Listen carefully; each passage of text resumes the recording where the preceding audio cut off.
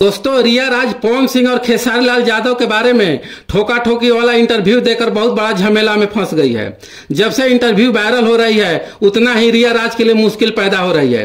अब वो खुद मीडिया के सामने आकर माफी मांग रही है और बता रही है कि मेरे कहने का मतलब लोग गलत मतलब निकाल रहे हैं। वो खुद बोल रही है कि जिसको समझ में नहीं आ रही है वो मेरा पूरा इंटरव्यू देखे। आगे रिया राज बताती है कि मेरी बहन की शादी थी और अपनी बहन की शादी के मटकोर थी, उसी मटकोर में हम डांस कर रहे थे और शिल्पी राज की गाना चांद के पार ले जाइबा का उसी गाने पर डांस करके वीडियो इंस्टाग्राम पर अपलोड करती हूँ तो रातों रात वायरल हो जाती है और उसके अगले दिन मीडिया चैनल वाला इंटरव्यू के लिए आने लगते हैं। मीडिया के माध्यम से आरोप लगाती है कि पावर स्टार पवन सिंह और खेसारी लाल यादव ठोका ठोकी करके काम देते हैं। रातों रात चांद के पार जाने वाली रिया राज बताती है कि मुझे पब्लिक का इतना प्यार मिला कि सच में चांद के पार चली गई। जब से रिया राज विवादित बयान पवन सिंह और खेसारी लाल यादव के ऊपर दिया है तब से ट्रोल हो रही है।